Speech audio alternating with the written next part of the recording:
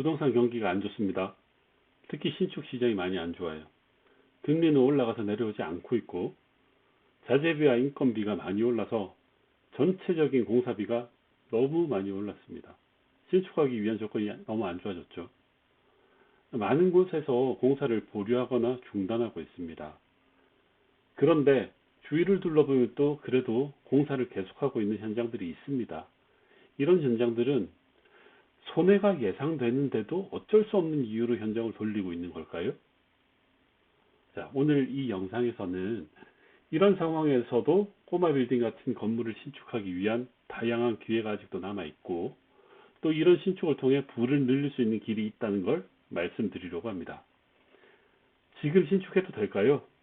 라는 이 질문에 대해서 네, 저는 신축하겠습니다. 라는 답을 하려고 합니다. 이 영상을 보시면 제가 어떻게 이렇게 대답할 수 있는지 그 이유를 알게 되실 겁니다.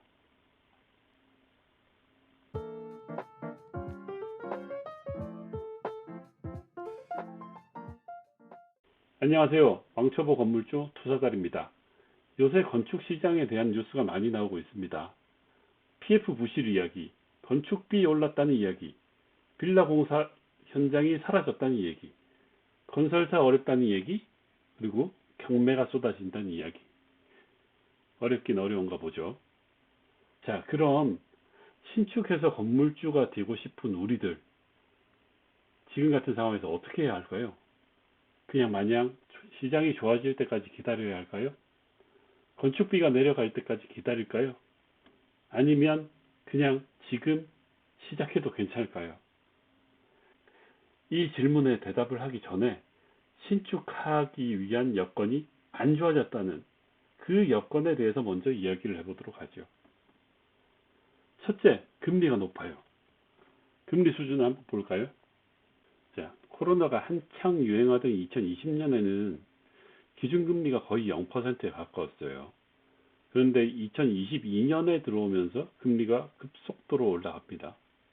그래도 우리나라는 기준금리에서 3.5% 정도 수준에서 더 이상 올리지는 않고 있지만 2020년과 비교하면 약 7배 정도 오른 금리임을 확인할 수 있죠. 자, 우리 같은 왕초보들 뿐만 아니라 건축을 오래전부터 해왔던 분들도 건축을 하기 위해서는 은행에서 돈을 빌려야 합니다. 대출에는 여러 가지 종류가 있겠지만 빌딩 신축 같은 경우에는 PF 대출이라는 형태의 대출을 이용하게 됩니다. 현재는 금리가 높으니까 예전보다 훨씬 더 높은 금액의 이자를 내야 하는 상황이겠죠. 여기 한 가지 더, PF 부실이라는 이야기가 많이 들리잖아요. 중소형 건설사 뿐만이 아니라 대형 건설사까지도 현재는 어려운 상황이 되니까 PF 대출 상환에 문제가 생기고 이 PF 전체적인 PF에 문제가 있으니까 PF 대출 이자는 더 높아지고 대출 받기도 더 까다로워지고 있습니다. 그게 지금 현실이에요. 두 번째로 고려해야 하는 여건은 건축비입니다. 건축비가 많이 올랐죠. 건축비에서 가장 많은 부분을 차지하는 것은 인건비 그리고 자재비죠. 자료를 한번 가져와 봤는데요. 자, 보시면 일반 공사 집종의 임금을 보시면 21년도에 23만 3천 원 정도였다가 작년 5월 기준으로 25만 원이 넘었습니다. 건설사재 비용도 한번 볼까요? 20년 대비 작년에 시멘트는 55%, 철근은 63%가 올랐습니다. 1.5배 이상 올랐다는 말이죠. 자, 이렇게 신축 현장의 여건에 안 좋은 변화가 있었습니다. 대규모 건설사에서 시행하는 대단지 아파트 신축 공사에도 이런 영향을 받아요. 추가 공사비 문제, 이런 걸로 시공사와 입주 예정자 간에 문제가 생기고 있다는 뉴스를 심심치 않게 들을 수 있습니다. 대표적인 케이스가 둔촌 주공 재건축 단지이죠. 자, 그런데 말입니다. 반대로 한번 생각해 볼 수 있을 것 같아요. 조금만 준비를 하면 지금이 오히려 건축하기 좋은 때라는 생각이 드는 거예요. 제가 그렇게 생각한 첫 번째 이유는 좋은 땅을 살 수 있는 기회가 많아졌다는 겁니다. 요새 경매 물건 많이 나오고 있죠. 공매도 마찬가지입니다. 네이버 부동산에 들어가 보면 급매로 나오는 단독주택이나 토지도 심심찮게 보입니다. 유치권 현수막이 걸려있는 공사 현장도 많이 늘었어요. 물론 우리 같은 왕초보가 건드리기에는 유치권 걸린 물건, 이건 어려운 물건이긴 해요. 근데 이런 경우도 있다는 것만 말씀드리는 겁니다. 자, 이런 것들이 신축을 하려고 하는 우리에게는 길목을 지키고 있다가 좋은 물건을 싸게 살 수 있는 기회가 될 수 있다는 거예요.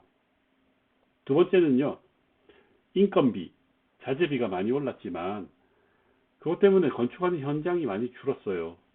그러니까 공사업체 구하기가 쉬워졌다는 얘기죠.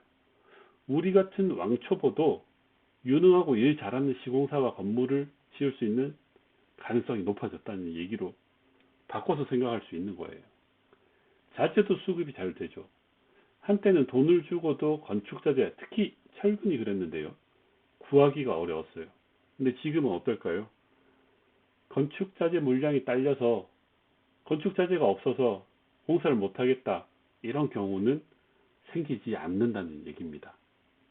인부들도 그래요. 모든 공정이 마찬가지겠지만 골조공사 등 기초공사 할 때는 숙련된 숙련공들이 많이 필요합니다. 우리한테는 시간이 돈이잖아요. 이 숙련된 사람들이 일을 할수록 시간을 단축해서 할 수 있으니까 숙련공들이 많이 있을수록 우리한테 좋은 거죠. 그런데 한창 현장이 많이 돌아가고 있을 때는 제대로 된 숙련공 구하기가 어려웠어요. 주로 중국, 중앙아시아 쪽 외국인 노동자들을 써야 하는 경우가 많이 있었거든요. 이런 분들 오면 일단 의사소통 자체가 쉽지 않아요. 네, 지금은 인건비가 비싸지기는 했지만 반대로 생각하면 좋은 인부들을 쓰기가 편해진 그런 상황이 된 겁니다. 자, 세 번째, 금융 비용인데요. 사실 이 부분은 쉽지 않아요. 금리가 올라가서 늘어나는 비용은 어쩔 수 없는 부분이 있어요. 다른 데서 조금씩 절감하는 수밖에 없죠. 자, 그런데 또 생각해 보면 이런 상황에서 우리 같은 직장인들에게 조금이라도 유리한 구석이 있다고 생각할 수 있어요. 저희는 매월 꼬박꼬박 통장에 월급이 들어오잖아요. 우리는 현금 흐름을 만들어내고 있는 사람들인 겁니다. 생활비 내고 뭐 좀 쓰고 나면 저축할 돈도 없다고 포기하지 마시고 줄일 수 있는 부분을 찾아서 이자 내는데 보태겠다는 의지와 각오가 필요한 부분이에요. 그리고 또 직장인으로서 좋은 점이 하나 있죠. 우리는 신용대출을 받을 수가 있습니다. 공사하는 동안 그리고 임차가 맞춰지거나 건물이 팔리거나 둘 중 하나라도 계약이 되는 순간까지만 이자를 낼 수 있다고 한다면 요 금융 비용에 대한 부분도 많은 부분을 좀 부담을 좀 덜어내면서 갈 수 있는 방법이 있다는 거예요. 이 직장인이기 때문에 해결할 방법이 있다는 말씀을 드리는 겁니다. 그리고 그럼에도 불구하고 투자할 여력이 좀 어렵다, 안 된다 싶으면 공동투자라는 방법도 있습니다. 저도 건물 지으면서 친구 한 명과 공동투자를 하고 있어요. 두 명이 같이 투자를 하니까 부담도 절반으로 줄어들게 되더라고요. 자, 마지막으로 오늘 내용 한번 정리해 보겠습니다. 첫 번째, 토지 매입하는 비용은 지금이 오히려 싸다. 두 번째, 건축비는 비싸다. 그러나 공사하기에는 오히려 편한 부분이 있다. 세 번째, 금리는 우리가 어쩔 수 없는 부분이다. 그런데 우리 같은 직장인들은 현금 흐름을 가지고 있고 신용대출을 추가로 받을 수 있으니 그런 부분들을 잘 활용을 하자. 이렇게 정리를 할 수 있을 것 같습니다. 자, 이런 상황입니다. 저는 여전히 신축이 매력적이라고 생각을 합니다. 청개구리 투자법이라고 누군가 말을 하던데요. 남들이 안 할 때 오히려 기회가 있다고 생각을 하는 거죠. 여러분들은 다르게 생각하실 수 있을 겁니다. 지금은 투자를 쉬어야 한다던가 지금은 신축이 아니고 리모델링의 시간이라고 생각할 수도 있을 겁니다. 네, 맞아요. 투자에는 정답이 없고 그리고 각자한테는 자신에 맞는 투자 방법이 있을 겁니다. 그런 것들을 찾는 것도 본인의 능력일 거고요. 자, 여러분들이 그렇게 생각하신다면 그것도 맞는 말입니다.